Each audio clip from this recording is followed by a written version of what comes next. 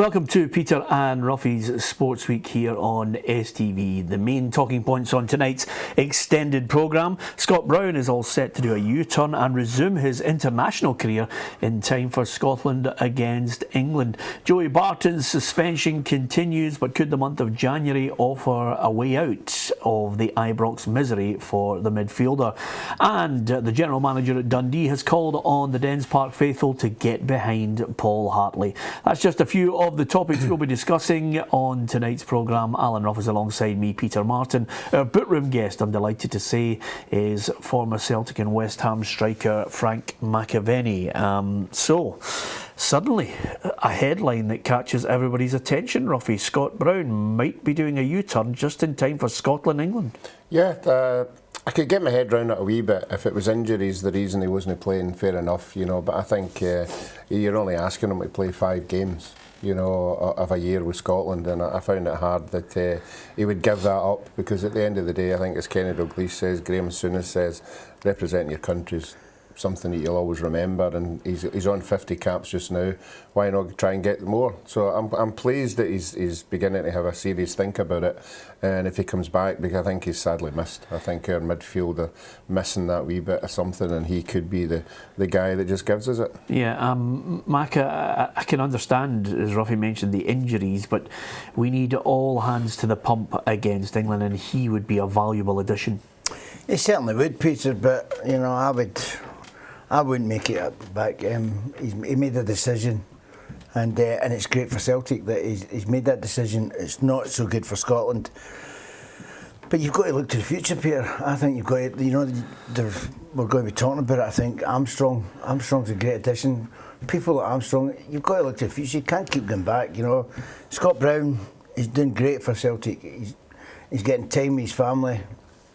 I just think you should leave him alone. I think Scott should do what he's doing. I'm not a great believer in doing a U-turn and coming back. I know that Scotland are in need, but listen, we've no got there with Scott in it anyway, so let's go for some. I'm just wanting Scotland to pick new people. The old tried and faithful didn't get us there. They hasn't got us anywhere. Yeah. Okay, Frank, let me rephrase it. We're desperate. Yeah, we're not. Well, Scott Brown and put Armstrong in. Armstrong's got better legs than Scotty, and he would be there for a long term. I think Armstrong's a good player. Strangely enough, and again, it's I'm not knocking your opinion. Well, I'm about to. Scott Brown has got tremendous international experience, 50 caps. Ruffy, to ask Stuart Armstrong to pop in there in a big game like this would be a huge ask, because he's trying to actually, let's be honest about it, solidify his place in the Celtic side. Yeah, well, I mean, okay, we're talking up Armstrong just now. Okay, he's scored a good goal in midweek and that, but he isn't a regular in the Celtic team, and he wouldn't be as long as Brendan Rodgers keeps picking Pete on.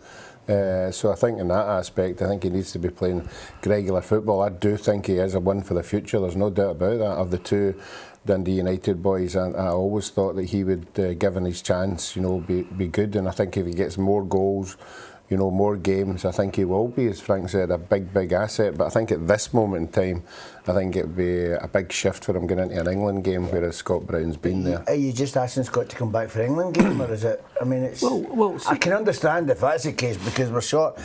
But I mean, having Dan Fletcher in the midfield, it's a fair age. There's not going to be much legs in that midfield, and Scott's. He's a wonderful player, but I just think he's got to think his future as well. He's got to think of prolonging his own game. Yeah, well, I must admit, he's 31. I still think he's got the legs. He's certainly displayed that over the last few games. I think he's been, he's man of the match, absolute standout in the game against Rangers. Yeah.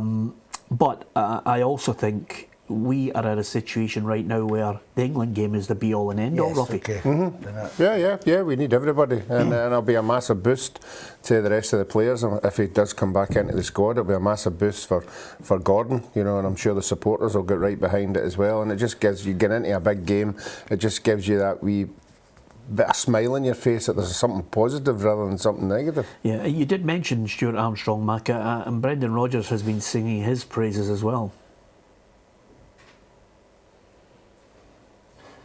He's got the physical qualities for that, but at that level, it's about obviously understanding the game tactically, and like I say, he's a bright boy, takes on information well, and And I think if he keeps going and keeps improving, keeps showing the level, there's absolutely no question he's a player that can feature for his national team. Well, Mike, I think Brendan Rodgers deserves tremendous credit for Stuart Armstrong, because I looked at him last year under Ronnie Dyla, shunted out to the left, looked as if the club was too big for him. Yeah. Now I think Celtic have a different player with a manager who's actually put a bit of time and effort into him. It's not time and effort, Peter, but also putting him in his rightful position. You know, I don't understand these managers that bring in players and play them elsewhere, and that's not why you bought a player. Stuart Armstrong's a centre midfield player, and he'll attack the space, he'll go and attack the high pressure and all the things that Brendan likes. And you know, and as Ruffy mentioned, Beaton's not kicked the ball recently, so I think the more games, you know, Stuart gets, the better. And I think he complements Scott Brown in there as well, because Scott lets Scott sit and he'll do the running, and I think it complements well. Yeah, it's a good point Maka makes. He changes the pace of the team. Mm-hmm. Yeah, he does. He gives you something that the other midfielders don't, and he does press up high. He gets around about the 18-yard box. He has got an eye for goal as well.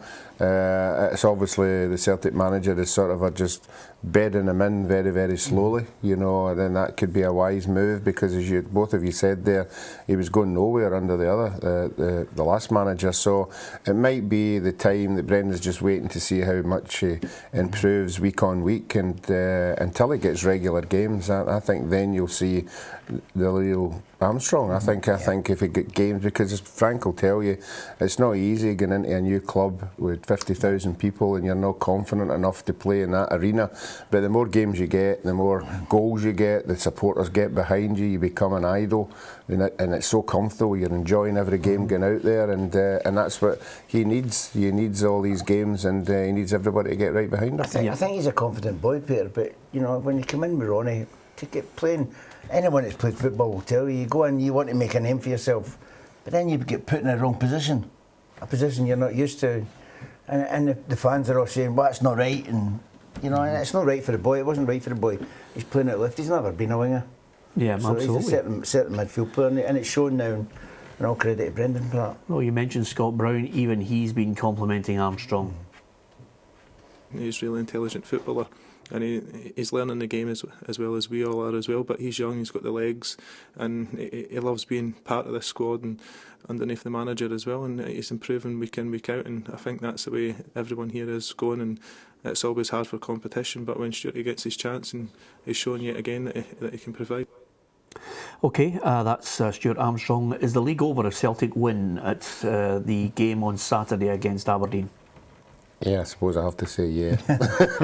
Why not? Well, why not give us an opinion first? There's lots of points available, and as we'll hear, the other managers will say, no, we've got to make a shift of it, and we've got to do this. But I think if you look at the gap already after so many games, then it's just going to get bigger.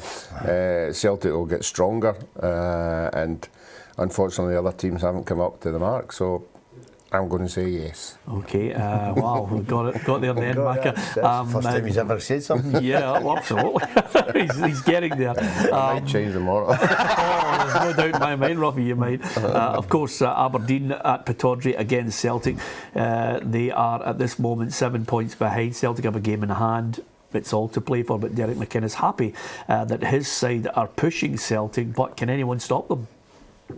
The added quality has helped bring out the best in some of the others, plus obviously Brendan's influence on that. But you know, so I do think that they've improved, but it's up to us and others to try and show that improvement in our own team as well, and hopefully we can make sure it's not all too easy. But I think you're right. I think everybody's thinking it's just a foregone conclusion.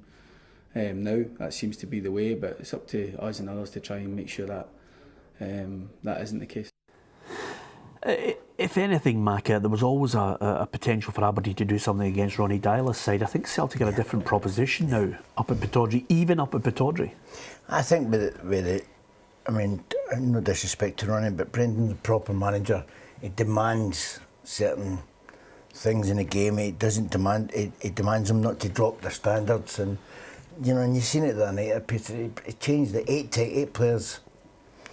You know, and there was a couple of players didn't have a good game. You know, the boy McGregor didn't play well in midfield, but they still were far too strong, and that's a tough place to go up to Ross County, and it's a tough place to go.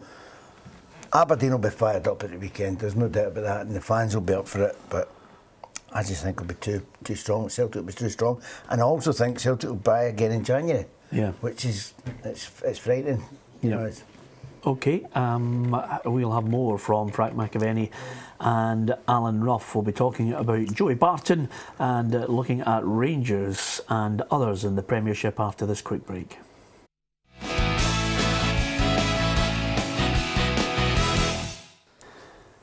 Welcome back to Peter and Ruffy's Sports Week. It seems like every weekend since we started this programme this season, we've been talking about a certain Joey Barton. So everybody was there to watch him go into Ibrox for that meeting, and a few others waited on to watch him go out of Ibrox, still under suspension.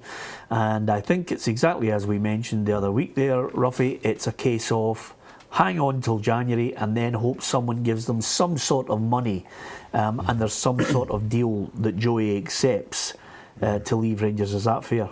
Yeah, I think everybody has that in mind now. It's a deal, you know, and the biggest point is which person or parties is it going to favour, because both of them will dig their heels in.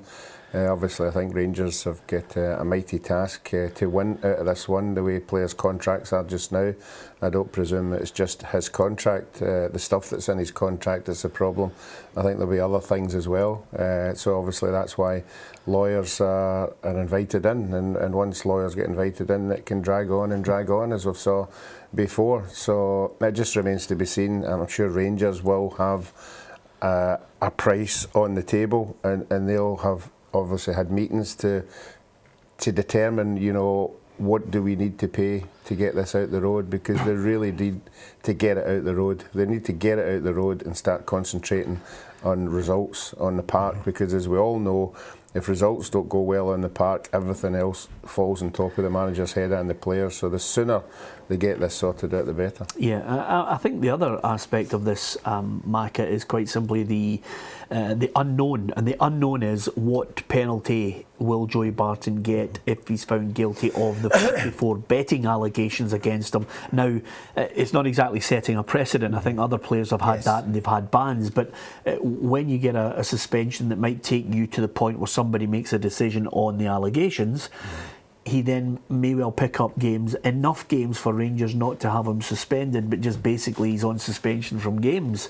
And then you start to sit down and say, okay, January, what's it going to take to get you out the door? Maybe look for some money from a club who are going to buy, let's just say Burnley. And suddenly Rangers don't take as big a hit as they might do. Well, I think so. First and foremost, I think Rangers try to sack him. So whatever happened, they wanted to get him out the door cheaply, so they don't have to pay him. They want to get out the door. It's not going to happen, Peter, because obviously it would have happened by now. I think they may well have discussed the possibilities of sacking him. I mean, they would have, if that was their first option, Peter, let's be honest. If they want him out the door, that's what they look for. They look for every loophole that they can find. Obviously, the lawyers and Joey Barton's lawyers had a discussion. They can't find any, so they're back to square one. They've got him there, they're paying him. Do they want to pay him until January? As you say, there is a precedent been set with other players having a bet, which I think is absolute nonsense anyway, Peter. As long as you're not betting for your team to get beat, let's be honest, every player at one point has had a bet. You know, you put a couple of bets on when you're playing, you know, 2 for each section and all that, just for fun. It's not for anything, Peter. And considering that everyone's been, the bookies, Ladbrokes, Betfred, they're all sponsoring the game, and you can't have a bet. It's ridiculous. So that's a big thing, a big bee in the bonnet about that. But that's my rant over. Sorry. No, it's okay. I mean, don't worry. Football and hypocrisy go hand in hand, Macca. But at the end of the day, let's not dwell too much on the bets that you place, because you know we live in a world now where retrospective penalties could be coming your way. but apart from anything else, I can see the headline now. Macca has bet. Whoop-de-doo. But Rangers against Kilmarnock, Ruffy, is suddenly, you know, you've got a situation here where They draw with St Johnstone. Mark Warburton has mentioned, I have to dismiss the Wigan thing out the road because I cannot believe for a minute anybody is contemplating a manager who hasn't done anything in the top flight in Scotland. I don't know where the PR spin is coming from. Mark Warburton's got a job to do, and I think he's got a job to do now in convincing just a small percentage who are starting to rumble. He says he's not going to listen to them. They'll start to rumble, more and more if he doesn't beat the likes of Kilmarnock at home and they keep stumbling. Yes, I think it's just part and parcel of being a manager of the old firm. If you're not successful every week, then somebody will have a wee moan, and that's just part and parcel of the job. I'm sure, I would like to think when he took the job, he knew that was going to happen, and when it doesn't go right, then people are going to have an opinion, and certainly another drop points again at the weekend would just add to that. I don't think they will. I think there's evidence that they are knocking on the door. They're not getting the goals when they need them.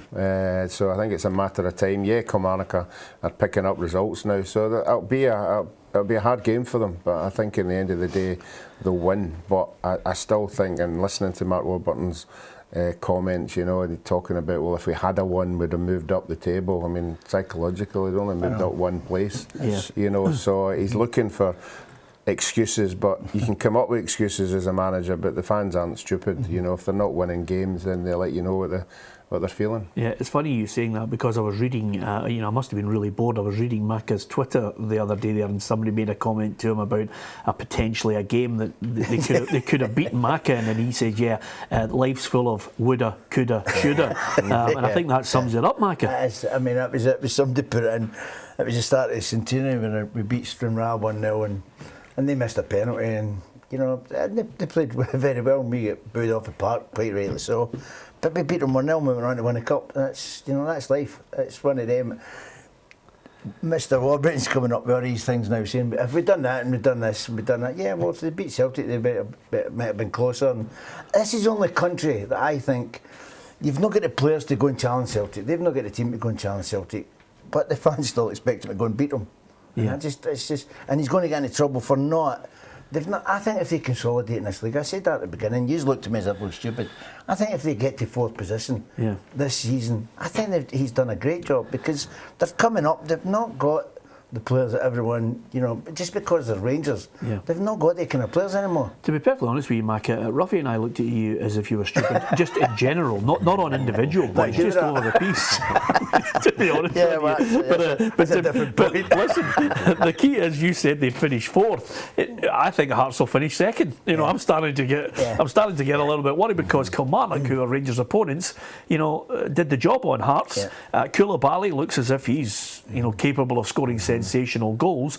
The great thing about getting a win, Ruffy, for Killy is they don't have to concentrate on what's happening off the field because quite simply now I think we're in a situation where Michael Johnson is going to beat Billy Bowie and John Kiltie to discuss whether he's going to go or not. I mean, this is the key issue that I think the Kilmarnock fans want resolved. Well, it's the same as the Joey Barton situation. It's how much do he take to move, and that's what they'll be doing. I think that's what they have been doing for the past 6 months. They've been offering all sorts of deals and packages, but he's refused to take them.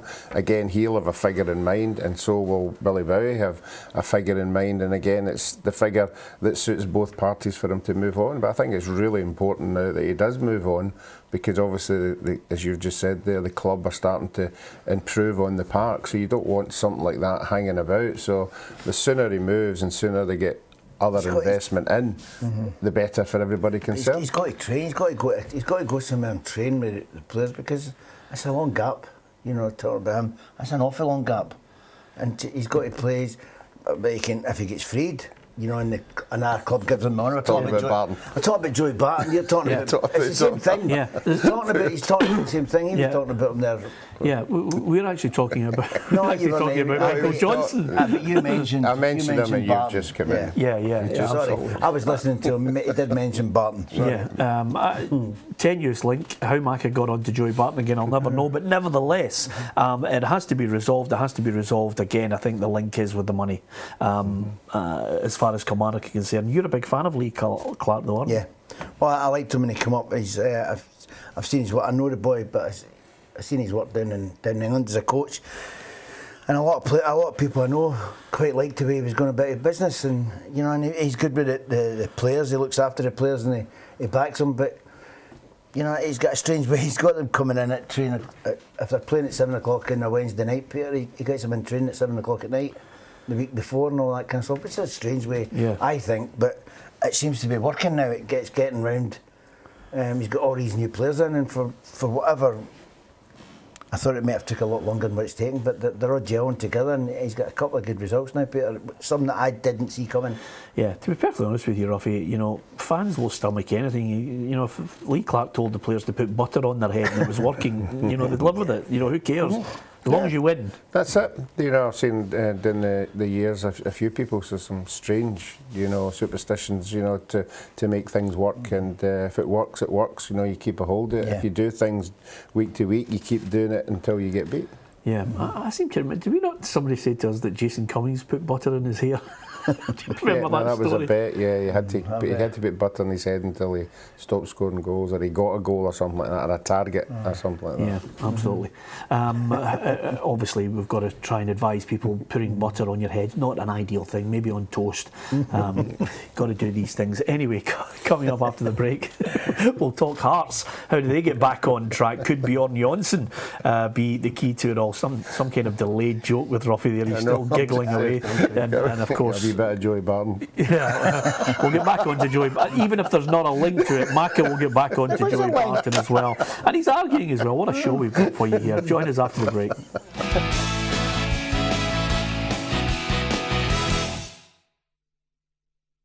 Welcome back to Peter and Ruffy's Sports Week. Frank McAvennie is our bookroom guest. The extended programme on a Friday. Don't forget you can join us on Saturday at 2 o'clock. Gordon Smith, Frank McAvennie and Alan Ruff will take us through the afternoon. If there's a goal anywhere, the guys will give us their reaction to it, opinion. We'll have interviews, we'll have reporters at the grounds.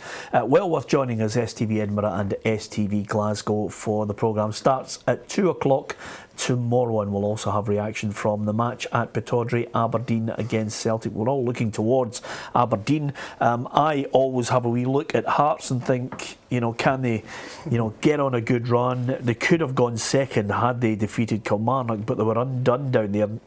They had a couple of chances, Ruffy, but I must admit I was surprised by that midweek result. Yeah, I think that's what's the discussion we had earlier. I think that's what's the problem with the league. As far as Rangers, Aberdeen, Hearts, there's no consistency. There's no given game that they're getting into and saying, oh, that's a stonewall 3 points. They're just throwing points about left, right and centre, and that's why Celtic are drawn away from everybody else, because they're picking up the points. But on their day, Aberdeen, Hearts and Rangers could beat anybody. They're not showing any consistency whatsoever, and that's why Derek McInnes will be looking at the Celtic game, and in a one-off game they can beat them. I mean, they proved it before, particularly at home. I think at home they'll give Celtic a good game. I think it'll be very, very close, but you think that the players that Celtic have got, they've just got the match winners at this moment in time, but I don't think Celtic going up to Aberdeen is a given 3 points. Yeah, and Hearts at Inverness, I don't think that's a given 3 points. No, it isn't. You know, I mean, you look at the scores in the midweek there, and if you're talking about Aberdeen challenging, or would be challenging, and then coming down to Hamilton, no disrespect to Hamilton, but if you're going to be challenging, they're the games you need to win. You know, and even last year they couldn't do it either. So it's a consistency level with all these teams that's the reason why Celtic are going to win the league. Yeah, Hearts. Robbie Nielsen has mentioned the fact that obviously he's going to try and develop players and try and bring in players as well. I mean, there's not a bottomless pit of money. Bjorn Jonsson's a striker that they've had that obviously has got a chance to get a start. He's got players on the bench you can tinker with as well. I mean, Sam and Watt. I thought Watt would contribute more goals, Macca. Well, I think the problem with the manager is he sees a lot more than what we do. We only see glimpses of the boy, but he's got him training every week, every day, and he can see what this guy does, and he might just want to develop him more. He might just want to say, look, you're not ready. You know, and the manager's got to say, you can't just put the player in because he could score goals. You know, he's got to put him in when he's ready to go in, because it's, you know, it could ruin the boy just put him in too early, and if he's not ready, if he's not fit enough, or he's not to kind of link up with some players, Robbie's got to get it right. Listen, they're all dropping points last year. It was closer because Celtic were dropping points as well last year. Yeah. They're not dropping them this year, and that's why there's a gap. It's a big Hearts. Aberdeen will drop points, and the same as last year, but the biggest problem this year is Celtic won't. Yeah, and Inverness, of course, we have to mention that a midweek win over Motherwell. Richie Foran has slowly but surely started to turn things around there, Ruffy. Yeah, I think if we look at the beginning of the season when we were all making predictions, I think if we were to wind that back again, it's all went in his head with every team. You know, people were saying Kilmarnock were the team that were going to be... I had Kilmarnock, who did you have? Yeah, I had... Inverness, I think I had Inverness. Did you? Yeah, that's why I'm bringing up that point. And it has turned in his head, you know. If you look at, you know, where this team's going to be, where that team's going to be, and that's just basically because, as I keep talking about, there is no consistency. Yeah, I agree with him. I agree. That's all, the whole thing. I can't remember who I suggested to go down, but You said Kelly. did I say Kelly? Did Yeah. I? Yeah. Yeah. Even though you rate their judge. manager very highly, you said Kelly. Well, I didn't. The thing is, he brought in all the all these players. players, and I thought Yeah. you can't do that. Bring in 3 or 4 players, yeah, it enhances the club, Yeah. enhances the team, but to complete swipe, that's a brave man to do that. So Yeah. that's even, you know, I've got more respect for him for doing that. Yeah. Are you doing a U-turn? I'm just...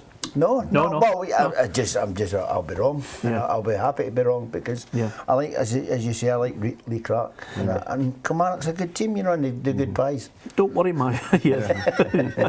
As we can see from your efforts at five sides. But let's not worry about U-turns, Rocky. I mean, it's good enough for Scott Brown. It's good enough for everybody on this programme. Yeah, no, I quite fancy Dundee this time.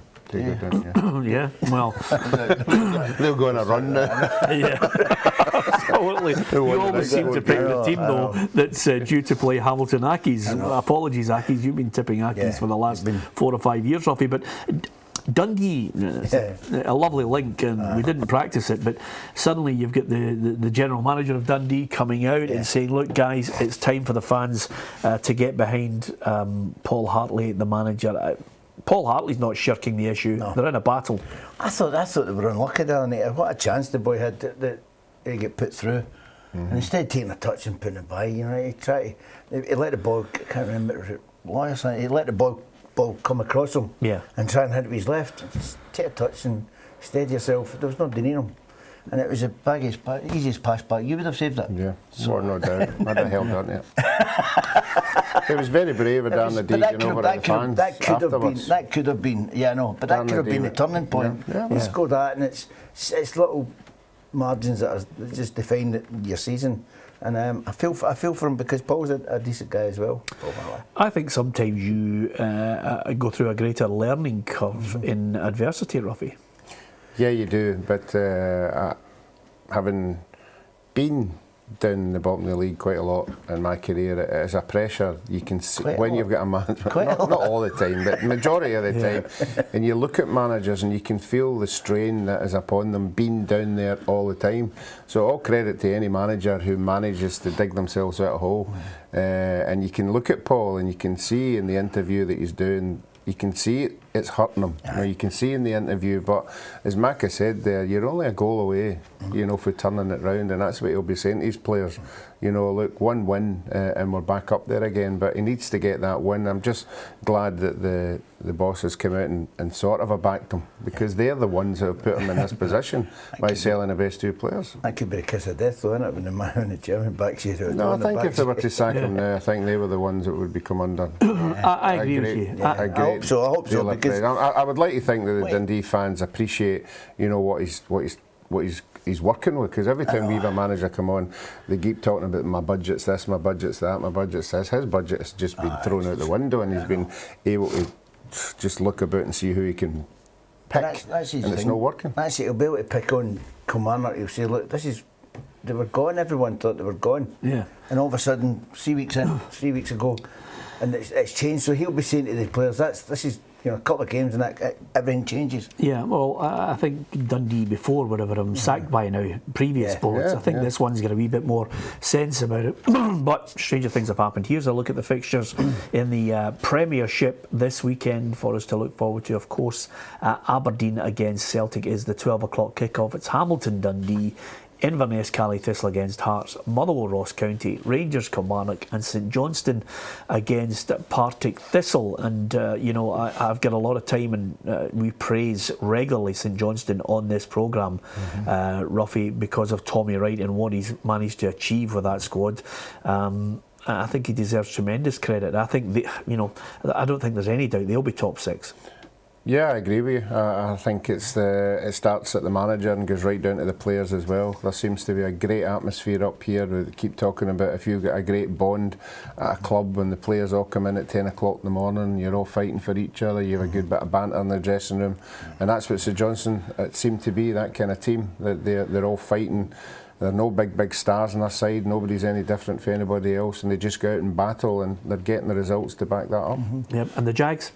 Yeah, again, that we talk about, just one win away. We kept talking about, Partick Thistle getting the goal but not being able to see the game out. Well, they did see the game out, and maybe that'll be the encouragement they needed against Dundee. Here's the table, guys, and as ever, once you see the positions in the table, it can change dramatically with a little turn of luck, and as Frank mentioned earlier, it can change dramatically in January when someone suddenly gives you a little injection of cash to buy a player that you thought you might not be able to get. So Dundee are there at the moment. I'm going to give you guys the chance as we hit practically near enough, just beyond the first quarter of games. Who do you think will go now? Motherwell. Wow. Motherwell to go. Yeah. There's an interesting one, Ruffy. No, I'm going to go Dundee. I think there's a wee gap there. There hadn't been a gap before with any of the teams down there. 3 points. No, it's a massive gap. It's massive, even massive over the weekend. No, and I think I can't see them turning it round. Yeah. I just can't see it. I think. Exactly. No. Do you know what's funny about you two? You've just praised up the manager. Saying it's great they're going one game and they've just sacked him. I'm looking and I'm thinking to myself, I'm immediately thinking on a Friday, boy do I miss Hugh McDonald on a Friday, because Pinky and Perky here are just doing my head in. From one ludicrous statement to the next. But it's great. It's great. Who do you pick with the results? I mean, you never know what's going to happen. I can't see There's not one of us mentioned Hamilton there. I know, because we've mentioned them every other season. We don't want to put them on another downer with us mentioning them. So you're quickly. We're going to the break. Shut up, Macca. I was going to ask you a question here, but I realise you just keep wittering on. Frank McAvennie will be back, somehow linking another story to Joey Barton next.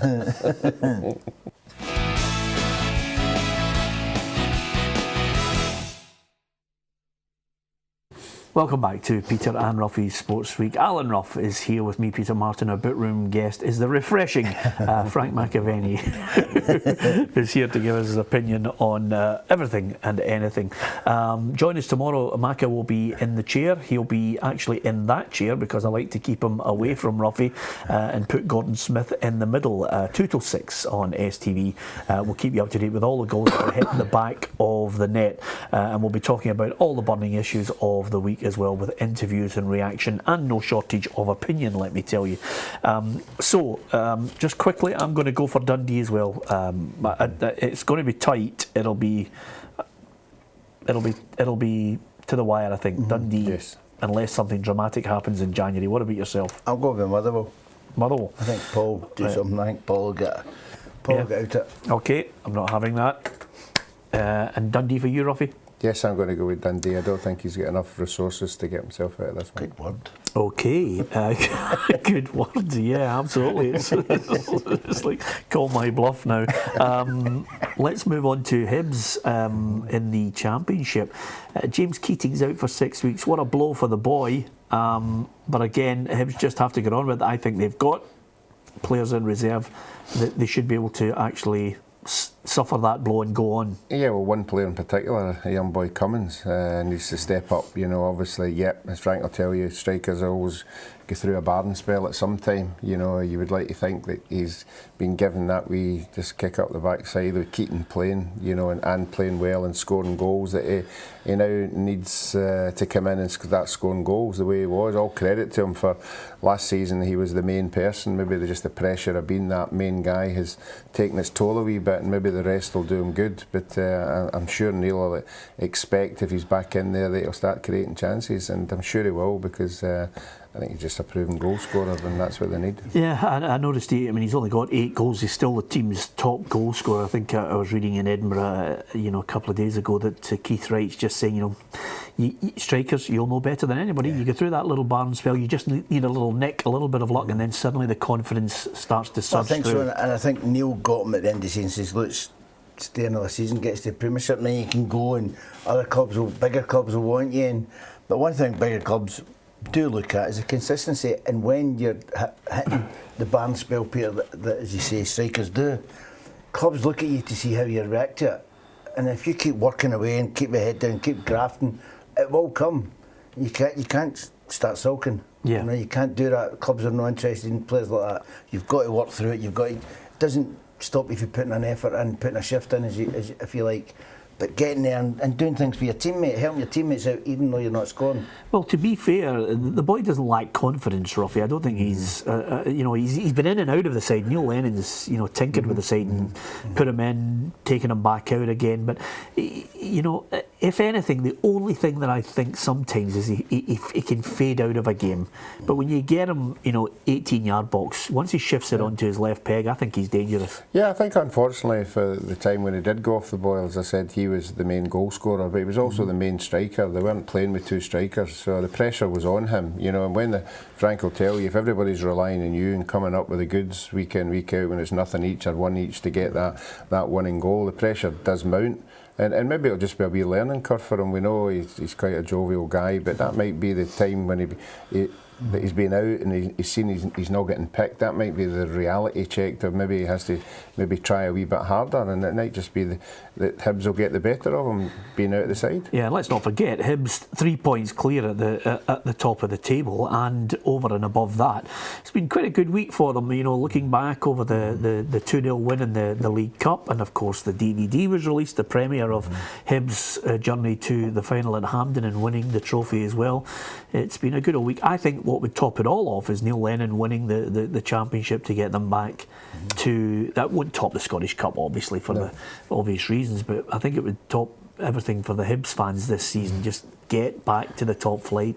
Oh, it's a must. I think everybody was relying on it to be last year, and it wasn't, so I think it really has to be this year. That's why Neil was brought in. But I think if there isn't a gap there developing, I think it's going to be a really tight championship. I think there's going to be lots of teams up there, and I don't think it's a given that they're going to be number one. But certainly, if they can get some kind of consistency, I think it'll make it a lot easier. But there's going to be a lot of pressure on as the end of the season comes for them to go up. Well, I'll tell you what's going to really give us a clearer picture is this next month, Macca, because they play St Mirren, but over the course of this next month, just at the start of December, there are 3 games: Falkirk, Queen of the South and Dundee United. Yeah.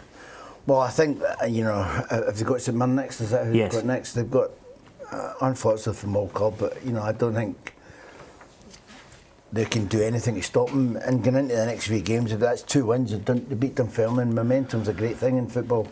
And Neil will have them, hopefully have Cummins back scoring and doing well, because the boy Keatons was doing all right. But I think they're too strong. They're stronger than the rest of the clubs in the Championship, Peter. So I think they will win it.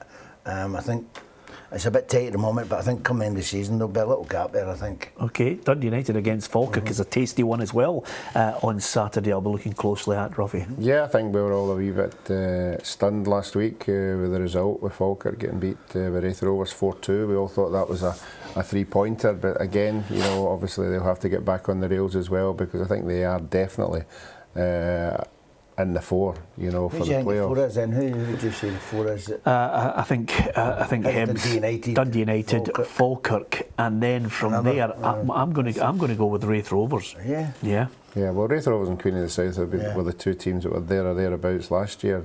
It's unfortunate Queen of the South have just went off the boil a wee bit, but our guest yesterday will have something to say about that. 45-year-old striker.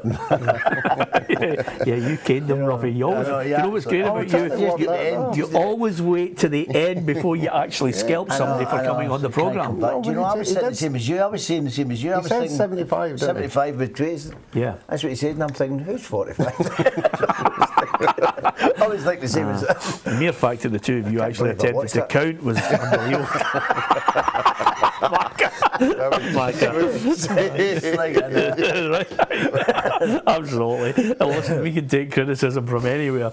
Okay, here's the fixtures in the Championship for you to savour. We mentioned there, of course, Dundee United against Falkirk, Dumbarton, Dunfermline, Hibs, St Mirren, Morton against Ayr should be a tasty one as well. No love lost between the fans, and Wraith Rovers against Queen of the South. And just in case you're wondering how that Championship table is looking, it's Hibs with a 3-point gap over Dundee United and Queen of the South. Wraith Rovers tucked in there with Falkirk on 17. It is tight.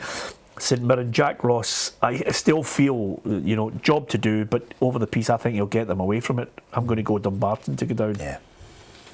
Yeah, I think again, the teams that are down the bottom of the league, unless they go on any kind of run, are going to be there for a long, long time. And I think these teams will be the teams that are down there. I think Ayr United have doing particularly well just now. Obviously a good wee cup win as well against Falkirk, so they're doing remarkably well. I think everybody thought they were going to go back down, but I don't think they will. Okay, let's look at League One. What's on offer for you over the course of Saturday? We'll keep you right up to date with all the fixtures, and Alloa against Albion Rovers, Brecon Livingston, East Fife against Airdrie, Peterhead Stranraer, and Queen's Park take on Stenhousemuir. I'm really looking forward to Peterhead making a real surge after me tipping them to win it.